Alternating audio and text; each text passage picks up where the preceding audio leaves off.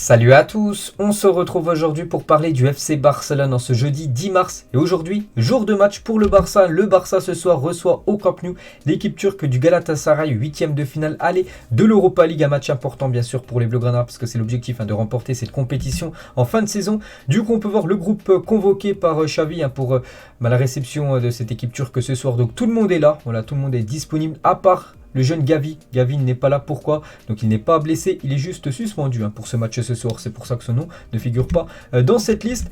Et quelques déclarations bien sûr de Xavi, l'entraîneur, hier soir en conférence de presse. Nous avons bien joué contre Naples et nous voulons continuer sur notre lancée. Ce soir nous devons attaquer, nous procurer des occasions et gagner. Nous compterons sur le soutien de nos supporters qui donneront beaucoup de leur voix, qui donnent beaucoup de leur voix en ce moment. Donc voilà ce que dit bien sûr Xavi avant cette rencontre ce soir. Il y a aussi une concurrence pour Ter Stegen parce qu'on parlera tout à l'heure du gardien Ter Stegen, que le Barça cherche un nouveau gardien pour amener un petit peu plus de concurrence bien sûr au gardien allemand. Tout le monde a besoin de concurrence, elle est nécessaire parce que de cette façon tout le monde s'améliore. Quand vous regardez à côté et voyez que quelqu'un d'autre fait mieux, vous voulez vous améliorer. Donc voilà ce qu'il dit bien sûr par rapport au cas Ter Stegen. Il parle aussi demain il y aura des changements dans le 11 car il y a des joueurs fatigués avec des jeunes. Maintenant nous avons un choix de possibilités au milieu de terrain et en attaque, et oui nous allons faire des changements. Donc il va y avoir pas mal de rotation ce soir pour ce match. Voilà, c'est Xavi hier qui l'a dit en conférence de presse. Il a aussi dit nous avons deux objectifs. Le premier est d'être en Ligue des Champions la saison prochaine et bien travailler en Liga ou gagner bien sûr l'Europa League indirectement. Nous donne cela le championnat, c'est ce qui ne trompe pas. Il montre qui on est en Europe, on peut sortir sur un détail. Donc voilà ce que dit Xavi bien sûr. Les deux objectifs bien évidemment, remporter, pourquoi pas, cette Europa League et essayer de terminer dans le top 4 de la Liga pour pouvoir disputer cette future Champions League. Il a parlé aussi des deux joueurs, Gavi et Araujo, sont deux joueurs très importants pour nous. Leur prolongation de contrat est une priorité et le club travaille sur leur continuité. Je sais qu'ils sont heureux ici et nous devons attendre. Je pense que c'est une question de temps concernant ces deux joueurs qui prolongent du côté de Barcelone. Il a aussi dit si j'étais arrivé plus tôt, la situation aurait été différente. Je ne sais pas, je remercie le président pour ses paroles. Je suis content de lui. C'est un président courageux et un leader naturel, une personne qui est à la hauteur bien sûr d'être président du FC Barcelone. Il parle aussi d'autres joueurs. Ansu Fati, les gars, des nouvelles d'Ansu Fati, donc toujours en rétablissement, bien sûr le joueur blessé. Ansu est dans la dernière partie de sa récupération. On verra si peu à peu il pourra revenir dans le groupe. Il doit être transcendant pour le Barça. Que des joueurs importants viennent n'enlèvera rien à son côté. Plus il a de bons joueurs à proximité, mieux c'est bien sûr pour le futur du jeune Ansu Fati. Il parle aussi de Inaki Peña. N'oubliez pas que ce gardien du Barça est prêté actuellement du côté du Galatasaray, donc ce soir ce sera lui certainement le gardien de cette équipe. Donc il a été très courageux quand il a décidé de partir. Il était dans une situation difficile ici et il nous a dit qu'il voulait jouer. Il va très bien et l'idée qu'il revienne au Barça et fasse partie de l'équipe bien sûr dans le futur. Il a aussi parlé du cas Haaland qu'on parlera tout à l'heure. Haaland, tu confirmes que j'ai rencontré Haaland? Je ne savais pas. C'est toujours le bon moment pour signer au Barça. Voilà ce qu'il dit sur le cas Haaland.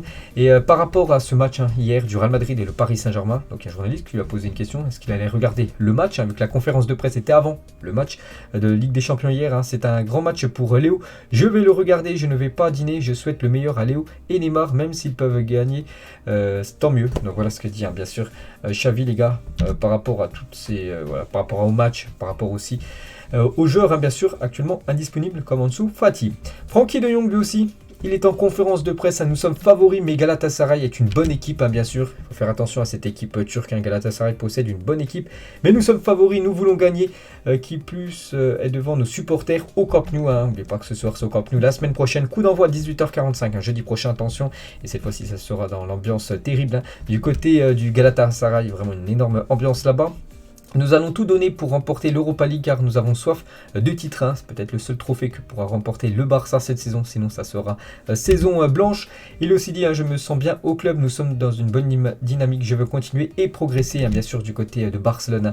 Pedri marquera une époque au Barça, on dirait ce qu'il réalise est simplement, mais pas tout, pas du tout. Donc voilà ce qu'il dit aussi bien sûr Frenkie de Jong. Voilà les autres déclarations bien sûr de sa part. Xavi me montre des vidéos de match, des moments où je peux m'améliorer comme comment me positionner et recevoir le ballon. Ce sont des vidéos sur tous les aspects de mon jeu. On va bien, on joue bien, on s'est créé beaucoup d'occasions et on veut continuer comme ça dans cette dynamique bien sûr, hein, d'essayer de tout remporter maintenant hein, jusqu'à la fin de la saison. Et voilà, je pense que toutes les autres déclarations bien sûr, hein, je les ai déjà dites. Donc voilà ce match, hein, Barça, Galatasaray bien sûr, hein, c'est ce soir. On va parler de l'adversaire hein, du FC Galatasaray. C'est vrai qu'ils ont terminé premier de leur groupe, c'est pour ça qu'ils recevront au match retour. Mais voilà, sur les 15 derniers matchs, ça va pas fort hein, pour cette équipe turque. Pourquoi? Seulement 3 victoires sur les 15 derniers matchs hein, pour le Galatasaray, 3 matchs nuls, mais surtout 9 défaites, hein, 21 buts marqués, 32 buts encaissés. Ils encaissent beaucoup de buts. Quand on voit l'attaque actuellement du FC Barcelone, vu comment ça, il y a des connexions en attaque. Hein, ce soir, bien sûr, si tout fonctionne bien du côté du Barça, il peut avoir une victoire, une belle victoire. Hein. Donc après, voilà, ça reste un match de football, hein, tout reste possible. Mais voilà, l'équipe du Galatasaray se déplace ce soir en Espagne, hein, pas en grande forme. Et on peut voir les compos probables. Donc juste côté Galatasaray, on peut voir Inaki Pena, que j'avais parlé juste avant, le gardien du FC Barcelone prêté au club turc, hein, devrait normalement commencer titulaire. Sinon, voilà, on peut voir tous les autres joueurs. Attention à Gomis, hein. Gomis, un attaquant par exemple de Lyon à l'époque. On sait que vraiment il reste encore pas mal de niveau. Hein. Donc attention à lui. Sinon côté Blaugrana, Ter Stegen, bien sûr, Okaj, Alba, Eric Garcia, Piqué, Dest, normalement en défense avec voilà quelques changements comme Eric Garcia qui devrait commencer titulaire. On a dit juste avant que Xavi voulait faire quelques rotations. Nico, Frankie de Jong, Pedri au milieu de terrain, Ferran, Aubameyang et Adama en attaque. Normalement, hein, voilà, c'est la compo probable. La une du journal Mundo Deportivo aujourd'hui, la 5e vitesse en une de ce journal Mundo Deportivo, la une du journal Sport. Hein.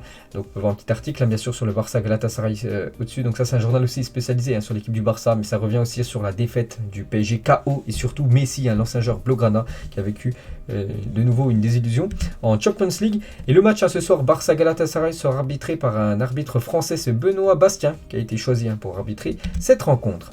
Hier, il y avait entraînement du côté de Barcelone, donc les dernières photos de l'entraînement, bien sûr, des Blaugrana. Donc voilà, on peut voir toujours beaucoup de sourires hein, sur les visages des joueurs catalans. Gavi, hein, bien sûr, qui sera suspendu. Hein, je dis ce soir toujours les lacets défaits hein, pour la pépite espagnole. Pierre-Emerick Aubameyang qui devrait commencer titulaire ce soir. Aussi Adama, je parlais hein, juste avant aussi dans la compo probable. Lui aussi hein, pourrait commencer dans le 11 directement. Sergino Dest, la même chose. Hein, lui aussi devrait être titulaire. N'oubliez pas que Daniel Alves ne figure pas dans les joueurs potentiels, enfin qui peuvent disputer hein, cette Europa League. Memphis Depay ou même Ousmane Dembélé hein, qui sera peut-être remplaçant, peut-être le meilleur profil hein, de Dembélé, c'est commencer remplaçant, le faire rentrer peut-être à l'heure de jeu, et là vraiment, on voit vraiment qu'il fait des différences énormes. Et bien sûr le boss, hein, Xavi, hein, le boss de cette équipe. Et ce Barça Galatasaray, pour ceux qui veulent le regarder, hein, peut-être je sais pas, je pense la plupart vous me regardez, hein, je pense que vous êtes en France, mais peut-être je sais pas si vous êtes à New York, donc le match sera diffusé à 3h PM, je crois c'est 3h de l'après-midi. Voilà, par exemple si vous voulez regarder le match à Tokyo, ça sera 5h. Enfin, l'heure locale sera à 5h du matin, bien sûr, du côté de Tokyo. Une petite photo du calendrier maintenant du Barça. Donc Barça Galatasaray, on a parlé avant. Donc dimanche les gars, dimanche le Barça de nouveau au Camp Nou contre l'équipe de Osasuna avant le match retour. Jeudi prochain 18h45 Galatasaray Barcelone et avant le Classico. Ça sera un dimanche soir à 21h le Real Madrid contre le FC Barcelone. Ensuite Barça Séville, hein, le deuxième contre le troisième. Donc là vraiment là c'est les gros rendez-vous hein, bien sûr pour l'équipe du Barça. La saison potentiellement peut se jouer voilà, sur ce mois de mars. On va souhaiter un joyeux anniversaire aujourd'hui à Samuel Eto'o, ancien joueur du Barça. Il fête aujourd'hui ses 41 ans, on peut voir tout ce qu'il a remporté. Du côté du Barça, il a remporté une Ligue des Champions, il a remporté 3 en tout. Je crois qu'il a remporté une hein, du côté du Barça avant d'être transféré hein, du côté de l'Inter. Il a remporté 3 Ligas du côté de Barcelone. Il a remporté aussi 2 Coupes du Roi du côté de Barcelone, même 2 Super Coupes d'Espagne. Un bon anniversaire à la légende camerounaise. Et il y a aussi Ivan Rakitic, ancien joueur du Barça, maintenant joueur de Séville. Hein, il fête aujourd'hui ses 34 ans. La une hier du journal Sport, hein, c'était hier bien sûr. Hein. Donc Haaland, c'est possible en une de ce journal. Donc là on ouvre un peu la page Mercato. Il a une du journal Mundo Deportivo. Haaland 250 millions d'euros. Donc le FC Barcelone aurait fixé une enveloppe de 250 millions d'euros pour boucler le dossier Haaland. Cette enveloppe servira à payer les indemnités de transfert, la prime à la signature et les frais d'agent. Donc tout ça compris, hein, 250 millions d'euros bien sûr. Hein, c'est une sacrée somme pour s'offrir l'attaquant norvégien. Et le Barça est au courant de certaines choses concernant le dossier Haaland. Haaland aime la façon dont l'équipe évolue sous Xavi avec l'explosion de jeunes joueurs comme Gavi ou même le jeune Pedri. Il pense que Raiola au final voudrait qu'Erling rejoigne le Barça, coût des opérations 250 millions d'euros, on en a parlé juste avant. Et Barcelone est convaincu qu'il peut achever la signature de Haaland cet été s'il peut finaliser quelques départs. Il faudrait quand même qu'il y ait quelques départs du côté de Barcelone parce qu'il y a un sacré effectif, il y a beaucoup de joueurs sous contrat, donc il faudra laisser filer quelques joueurs, je sais pas, Sergi Roberto, voilà, des joueurs un petit peu comme ça, des joueurs qui ont peu d'importance maintenant du côté du FC Barcelone pour libérer des places, libérer des salaires pour pouvoir après bien sûr s'offrir le joueur vedette, le joueur Erling Haaland. Et Haaland vient d'acheter une maison en Espagne pour 6,5 millions d'euros, annonce le journal AS. La propriété est située dans la région de Marbella sur la Costa del Sol, donc en gros c'est dans le sud de l'Espagne. Un indice sur sa future destination lors du prochain mercato, donc peut-être c'est quand il voudra passer des jours de vacances. Et voilà, s'il joue du côté du Barça ou même du côté du Real, bon, on espère qu'il ira du côté du Barça. Et voilà, quand il aura quelques jours de vacances, peut-être il prendra l'avion direction Marbella où il a acheté sa maison pour se relaxer un peu. Et Xavi, les gars, à propos des rumeurs concernant une éventuelle rencontre avec Haaland, je ne peux pas vous donner de détails. Nous travaillons sur le présent et sur l'avenir du club. Quand les choses pourront être annoncées, nous l'annoncerons. Il a dit ça lors d'une interview. Xavi, la même chose que concernant Laporta sur Haaland. Je ne peux pas parler de joueurs car sinon on va augmenter leur prix. Matteo et Jordi savent ce que veut Xavi. On veut renforcer toutes les lignes de l'équipe. L'avantage, c'est que tout le monde veut venir au Barça. Donc voilà, ils disent rien, bien sûr. L'entraîneur et le président du Barça ne disent rien sur le cas Haaland. Ils peuvent pas dire dans la presse, oui, nous le voulons. Ils peuvent pas dire ça, bien sûr, ce qu'il a dit. Sinon, ça peut faire augmenter les prix. Donc, bien évidemment, le Barça est très très intéressé, bien sûr, par l'attaquant norvégien. Et Mino Raiola, donc c'est l'agent de Haaland, exigerait du Barça qu'il signe Mazraoui pour envoyer Haaland chez les Blaugrana. Donc en gros, faire un pack avec deux joueurs. Donc Haaland plus Mazraoui. Donc Mazraoui, c'est le défenseur de l'Ajax Amsterdam.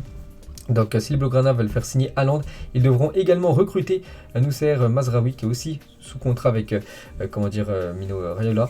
Donc après c'est un joueur qui peut être intéressant côté Barça. Pourquoi? Parce que déjà c'est un bon joueur, c'est un joueur qui joue en défenseur droit, un jeune joueur et surtout c'est un joueur qui est en fin de contrat avec son équipe néerlandaise. Barcelone, les gars, est intéressé par Paulo Dybala, d'après le journal La Gazzetta. En Italie, n'oubliez pas que Dybala, lui aussi, ça peut être vraiment une belle opportunité. Pourquoi? Parce qu'il est en fin de contrat avec l'équipe de la Juventus. Là, en fin de saison, il n'a toujours pas prolongé. Il ne devrait pas prolonger. Donc voilà, c'est un grand joueur qui devrait arriver dans une équipe européenne gratuitement. Et le Barça, bien sûr, s'intéresse à Dybala, qui peut être une piste en attaque. La même chose concernant Rafinha. C'est Fabrizio Romano, les gars, qui donne cette info. Je l'ai vu ce matin. Donc Barcelone est en course pour signer l'ailier de Leeds, Rafinha, cet été. L'ancien joueur du Stade Rennais, le joueur brésilien, lui aussi ciblé par l'équipe du Barça. Adeyemi donc n'est plus une option pour Barcelone. Le Barça le voulait là il y a quelques mois, du coup ils ont jeté l'éponge concernant le dossier Adeyemi. Lui devrait rejoindre normalement l'équipe de Dortmund. Concernant Koulibaly, la priorité absolue du Barça pour renforcer la position de défenseur central et Koulibaly, le club a déjà un accord personnel avec le joueur mais doit négocier avec Naples. Il demande beaucoup d'argent, c'est ce qui coince actuellement concernant Kalidou Koulibaly, les gars. Donc ça aussi, ça peut être vraiment une bonne recrue. Le Barça quand même s'intéresse à de sacrés joueurs. Ça peut être vraiment une énorme team pour la saison prochaine. Donc à voir concernant le dossier du défenseur sénégalais. Donc lui, c'est quasiment sûr. Lui, un autre défenseur, Christensen a fait son choix. Il jouera pour le Barça la saison prochaine. Un contrat jusqu'en juin 2027. Réunion en cours pour finaliser l'accord verbal. Donc d'après Fabrizio Romano. Donc pourtant le père de Christensen voulait que le joueur reste à Chelsea ou dans un autre club de Première Ligue en raison des offres financières. Parce que voilà, en Angleterre, il proposait plus d'argent qu'au Barça, mais le joueur voulait lui déménager au Barça et préférait le projet à l'argent. Donc voilà, c'est sûr, pour l'instant c'est pas encore officiel, mais en fin de saison il rejoindra gratuitement bien sûr à la fin de son contrat à cette équipe Blaugrana. Donc il devrait toucher 6 millions d'euros par an. Voilà, du côté de Barcelone, un contrat de 5 ans on l'attend. Donc c'est un joueur qui arrivera pour 0 € du côté du Barça. Donc un joueur parfait bien sûr pour l'effectif. Concernant Dani Alves, Xavi souhaite que Dani Alves, 38 ans, prolonge avec le Barça. Son professionnalisme et son état d'esprit font de lui un exemple. Nous n'avons pas encore parlé, mais j'aimerais qu'il continue. Il nous apporte beaucoup, bien sûr. Dani Alves devrait prolonger normalement d'une saison supplémentaire jusqu'à juin 2023. N'oubliez pas qu'il avait signé 6 mois seulement du côté de Barcelone. Une info aussi que j'ai vue les gars il y a quelques minutes avant de faire la vidéo, donc c'est le journal Sport qui dit que le Paris Saint-Germain a montré son intérêt pour Araujo. Donc on sait que Gavi et Araujo c'est actuellement les deux priorités du côté du Barça pour les prolonger. N'oubliez pas qu'Araujo est en fin de contrat l'année prochaine en 2023 et du coup le Barça doit se dépêcher comme de le prolonger parce qu'on peut voir que le Paris Saint-Germain les gars pourrait lui faire une énorme offre. pratiquement en salaire, voilà, il pourrait toucher 2 voire 3 fois ce qu'il touche du côté de Barcelone. Donc attention bien sûr aux défenseurs uruguayens. Piqué, Busquets, Alba resteront normalement au club la saison prochaine. Voilà, ces 3 joueurs, ces 3 légendes, parce que ça fait quand même beaucoup d'années qu'ils sont du côté du Barça, devraient rester normalement une saison de plus du côté de Barcelone. Après, peut-être en 2023, je pense là il y aura des départs, peut-être les 3 pourraient quitter l'équipe la saison prochaine. Concernant Philippe Coutinho, joueur du Barça prêté à Aston Villa, et on peut voir que l'équipe anglaise de Aston Villa devrait être en mesure d'activer l'option d'achat concernant Philippe Coutinho qui s'élève à 40 millions d'euros. La décision sera prise par le club en mai prochain. Actuellement, il fait du très très bon taf du côté de la première ligue. Philippe Coutinho et son club Aston Villa aimerait tout simplement l'acheter définitivement. Concernant Ter Stegen, on a parlé tout à l'heure en tout début de vidéo, j'avais dit que Xavi avait parlé de la concurrence avec Ter Stegen. Le club voudrait recruter un gardien pour le mettre en concurrence avec Ter Stegen. Les dirigeants observent donc plusieurs gardiens, donc Bounou, le gardien de Séville, Maxi Miano, le gardien de Grenade, Meslier, donc c'est un gardien français de Leeds, Lafont, un gardien de l'équipe de Genk, ou même Dragowski, le gardien de la Fiorentina. Donc voilà toutes les pistes pour être le futur gardien, on va dire amener un gardien pour un peu de concurrence du côté de Barcelone. Et concernant Ousmane Dembélé, donc toujours en fin de contrat en fin de saison, donc Barcelone ne proposera pas de nouvelle offre à Dembélé car ils considèrent que l'offre qu'ils ont faite est suffisante. Si le joueur veut rester, il doit faire l'effort d'accepter l'offre. Le Barça ne proposera pas plus d'argent à Ousmane Dembélé. Donc maintenant c'est au joueur de choisir est-ce qu'il accepte l'offre du club ou il n'accepte pas et quittera cette équipe en fin de saison. On va parler de Spotify. Ça fait longtemps que je n'avais pas parlé avant-hier, c'est pas hier, c'était bien avant-hier. Laporta a confirmé qu'un accord avec Spotify est proche, mais pas complètement encore scellé. Mais voilà, c'est à 2 doigts d'être fait, peut-être à 95% c'est signé. Et voilà, il n'y a pas encore tous les documents qui ont été signés. C'est très très proche la signature du nouveau sponsor Spotify. Le nouveau nom du stade sera Spotify Camp Nou la saison prochaine. Et une photo bien sûr de ce magnifique stade. Camp Nou Spotify Camp Nou, voilà, c'est magnifique Camp Nou. N'oubliez pas qu'il va être rénové, il va être prêt normalement fin des travaux en 2025. Le Barça ainsi que le Real et la Juventus et sûrement d'autres gros clubs européens favorables à la Super League vont organiser un tournoi d'avant-saison au mois de juin aux États-Unis. Voilà un petit tournoi de pré-saison avant d'entamer la future saison. Donc voilà les 3 gros clubs européens toujours engagés dans la Super League vont essayer de faire un petit tournoi ensemble. But du jour, donc il y a 26 ans, jour pour jour, donc Guillermo Amor inscrivait le 4e but du FC Barcelone dans l'histoire de ce club. Donc voilà un jour historique bien sûr. Une déclaration du gardien argentin Martinez, donc c'est le gardien d'Aston Villa, le meilleur jeune joueur du monde en ce moment, Pedri, bien sûr il parle du jeune espagnol. Laporta, quand on lui demande s'il aurait dû virer Koeman plus tôt, oui j'aurais dû écouter mon intuition, même si dans la vie on ne peut pas être guidé par l'intuition, le monde du football appartient aux émotions, mais il y a aussi le respect, donc c'est pour ça qu'il n'a pas pu virer rapidement, on va dire, Koeman, qu'il a quand même laissé quelques chances, mais du coup à un moment il fallait dire stop. Il a très bien fait, maintenant Xavi a fait du bon taf du côté de Barcelone. Et le Barça les gars prévoit de rendre un hommage à Léo Messi au Camp Nou en 2024 à l'occasion des 125 ans du club. L'Argentin devrait être invité pour l'occasion. C'est que Messi n'a jamais dit au revoir aux supporters blaugrana vu qu'il avait dû quitter lors d'une conférence de presse, il avait annoncé ça. Son départ et quelques jours après il avait rejoint l'équipe du PSG. Donc voilà, c'est quand même une légende bien sûr Léo Messi, même s'il ne joue plus du côté du FC Barcelone. Il devrait avoir quand même un hommage au Camp Nou en 2024. Et Juan Laporta il a dit par rapport à Messi, c'est la décision la plus triste de toutes. Je n'aurais jamais voulu la prendre, mais je ne la regrette pas non plus. Nous devions placer l'institution au-dessus de tout, donc en gros le club au-dessus de tout bien sûr, et c'est ce que nous avons fait même avant le meilleur joueur. Donc voilà ce qu'il dit le président Laporta. Concernant Neymar, j'ai failli signer à Madrid quand j'avais 13 ans, mais la vie m'a amené au Barça pour qui j'ai beaucoup d'affection. C'est mon équipe dans mon cœur. Voilà ce que dit l'ancien joueur bien sûr du FC Barcelone. Ronaldinho sur Instagram, aujourd'hui marque le jour de mon dernier match avec Barcelone, un endroit que je suis fier d'appeler ma maison, où j'ai passé les meilleures années de ma carrière, où tout le monde m'a traité avec beaucoup d'affection. Sache que je vous aime, supporter du Barça. Voilà ce qu'a dit Ronaldinho. Il y a quelques jours les gars, je vous avais dit que Ronaldinho il avait inscrit le dernier but de sa carrière, vous vous souvenez, j'ai montré une photo de lui où il avait inscrit son dernier but en retour acrobatique, et du coup il a mis ce message bien sûr sur son compte Instagram. On peut voir un artiste, voilà, un dessinateur qui a fait le portrait de Dani Alves, très très bien réussi.